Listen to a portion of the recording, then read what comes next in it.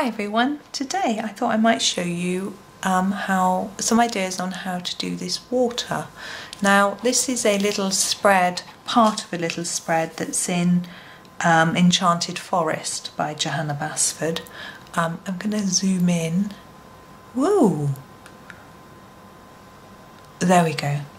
And I thought I would just show you some ideas on how you could colour this water. I thought it'd be a little bit different to show you the river. Now we've got these sort of a few lines drawn in here and we've got these little dots, so we're going to have a play around with that. Now I'm going to start with this colour. This is number 35 and I'm going to start at the top. Now there are loads and loads of different ways to do water, but this is just a way that I have done it in the past, which I thought might be interesting to show you. So you see I'm putting a lot of layers of colour here and I'm reducing them down as we go down here, and actually I'm going to follow that line and I'm going to do the same here.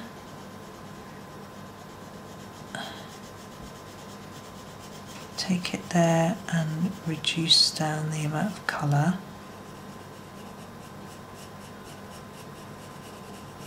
There we go, and here at the bottom.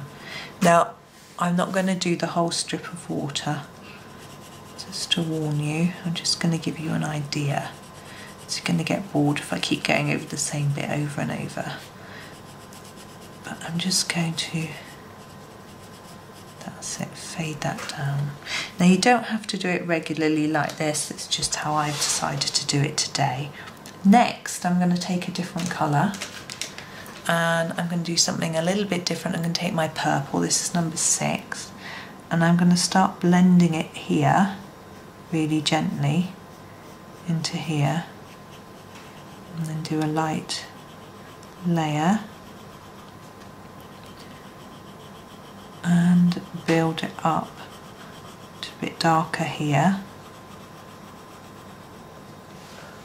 and then gently fade it out again here. Well, this is a really pretty page. Just looking at all the lovely bits to colour. Lily pads, love doing lily pads. Might show you how to do those in a minute.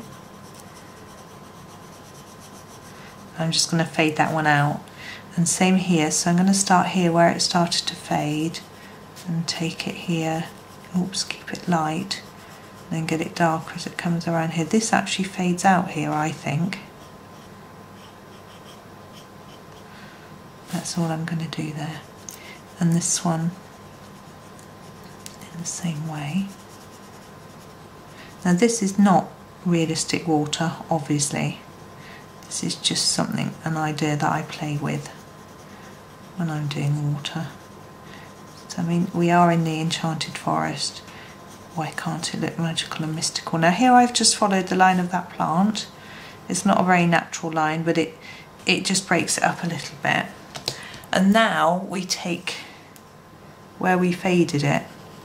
This is going back to the original blue that we were using. And we continue here. Actually this turns into something a little bit different, but anyway, we're doing it now.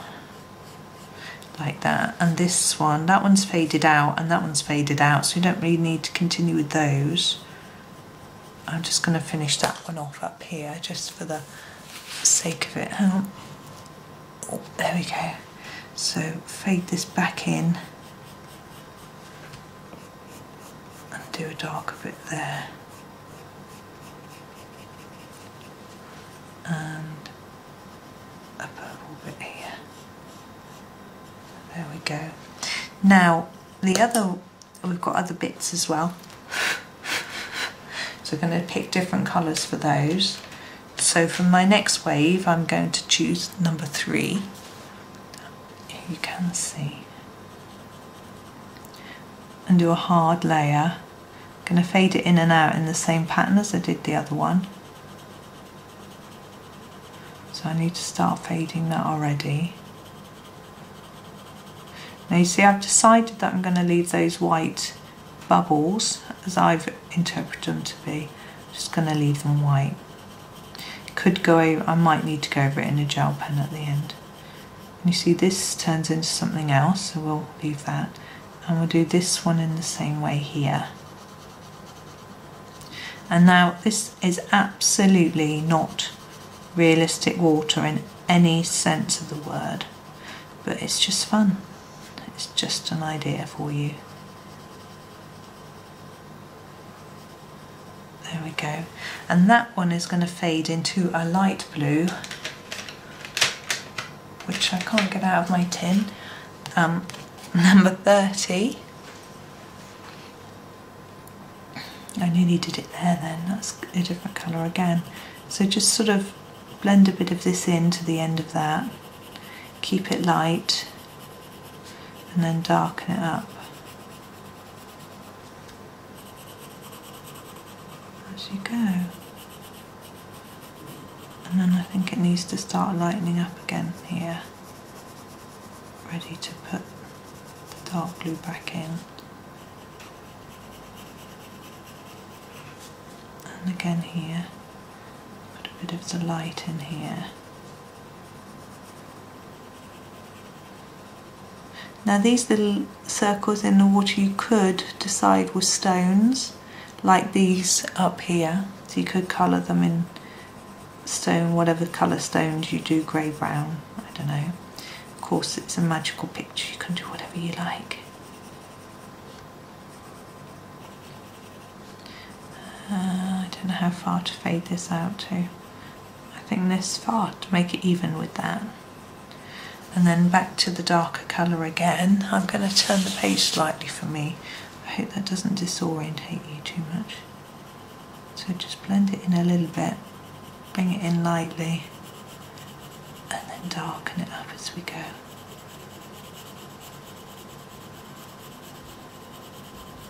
Lighten it there.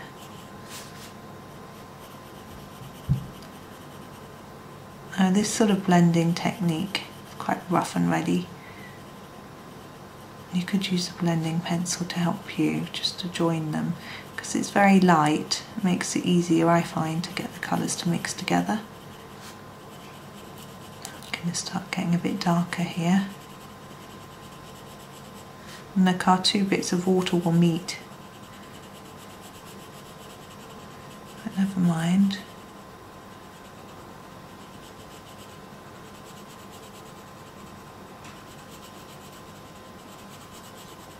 I'm doubting myself now, thinking, is this really from Enchanted Forest? I think it is. There we go. And we're going to finish that off as well, going back to this light colour. I'm actually going to start heavy-handed here, fade it down into the other one. I find it easier to go that way around than to try and start with the light.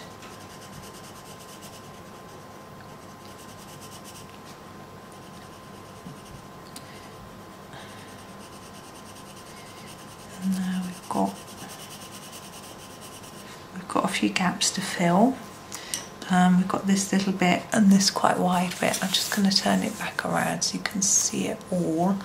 And we need another set of colours. So we'll probably go for, I'll go for this one to start with, which is number 37.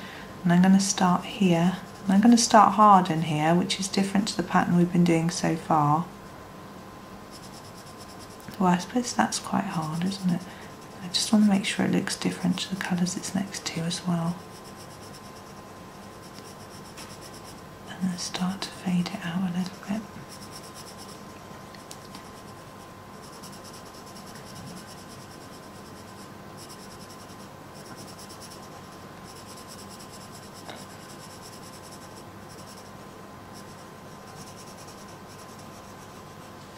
Okay, and same here, so dark here. And then fade it out. I'm trying to think what other colour to pop with it and see if we've got any. We've got more. That actually carries on through there, so we'll leave that for a minute. We need our second colour. Could go for the really dark blue. On a mid blue. That's this blue, number 33. So what I'm going to do with this bit is I'm going to start off dark here and try and make it really dark so it looks different to those other blues that it's next to. And then just reduce the pressure so that it blends into that one. There we go.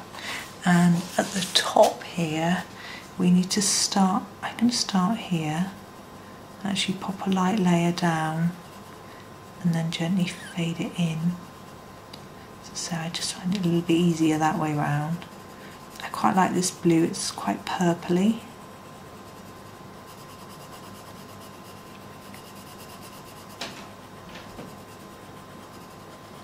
I'm getting slowly darker.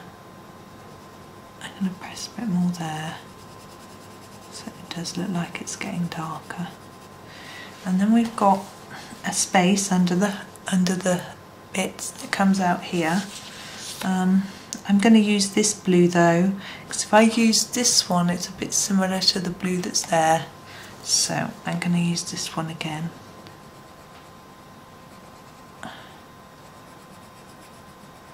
Hopefully I won't notice it's slightly inconsistent. So I'm starting off quite hard and I'm going to start to fade it.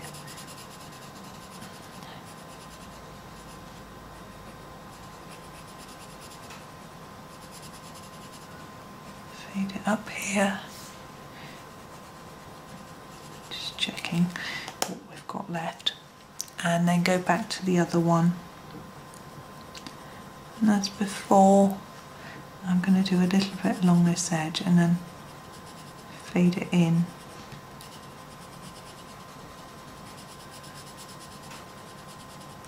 I'm going to start to get darker.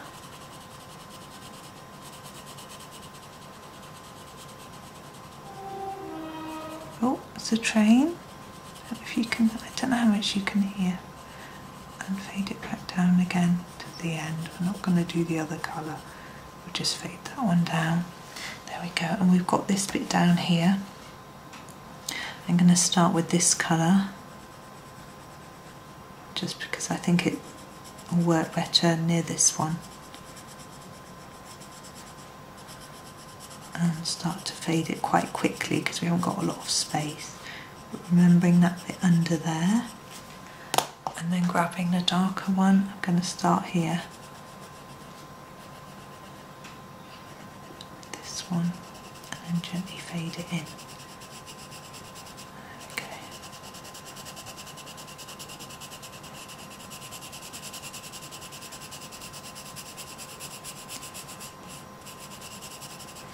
There. Now that's, I think, all the water. I'm just going to pop it there and look. No, we've got another bit here. Now I'm thinking, I think it'll work with these colours. So I'm going to do this blue first, quite dark. Now I've also got water droplets and these bits, which we'll have a think about in a minute. So I'm just going to fade this out.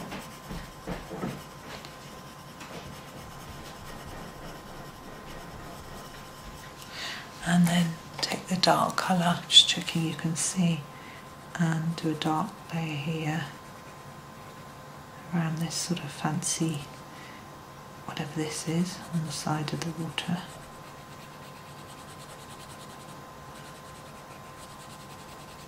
I used to think, oh, Johanna knows what she's drawing, she knows what all these little bits and pieces are, but listening to her live videos, I think sometimes she just makes it up and she doesn't always really have a thought about exactly what it is. So there we go, there's all the water. Now, those bits can be quite tricky, and those bits and the droplets, so I think I'll show you those as well before I finish. Now, I'm going to do all of these the same, and what I've decided to do is to take the darkest colour, the 33, and do the middles. So I'm just going to tip it so it's easier for me. Do it darker at the bottom and lighten it up towards the top. Now you could do the more mixture of all the different colours that we've used for the water, but that takes time. The boiler's making a big old noise now. I hope it's not too noisy for you. But it takes a lot of time to keep swapping and swapping between colours. So this is a lazy way of doing it, which I've chosen. I'm going to do exactly the same on these. It also makes them look more consistent, which is a good excuse anyway.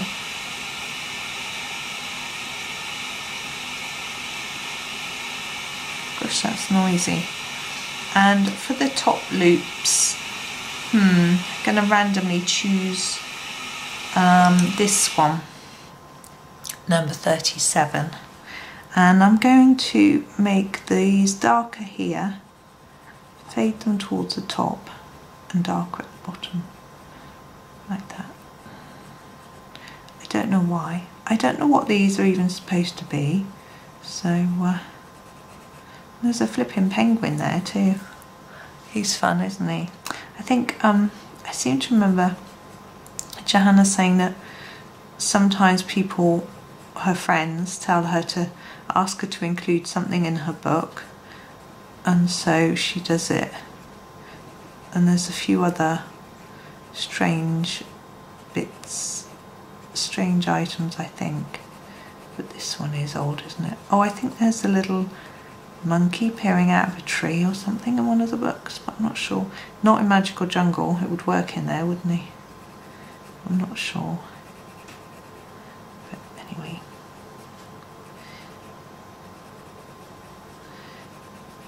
It's like she was talking in a video the other day about how she has made a few mistakes in her book where she hasn't been edited out. That's something that she did wrong. And I think people cherish those and think of them like Easter eggs as they get called in. Number 3, I'm going to do all these bubbles as they get called in computer games. They get called Easter eggs if there's a sort of something to find, which is fun, and that's what we can think of with her, little things. I think it's in some books there are little arrows in World of Flowers, which she put in when she was drawing it to indicate there was a mistake, and then she changed the mistake when she was editing it on her computer but forgot to remove the arrow. I've seen a couple in World of Flowers which I think are really sweet. So I hope you can see what I'm doing. I'm just making the pointy bits a bit darker than the top.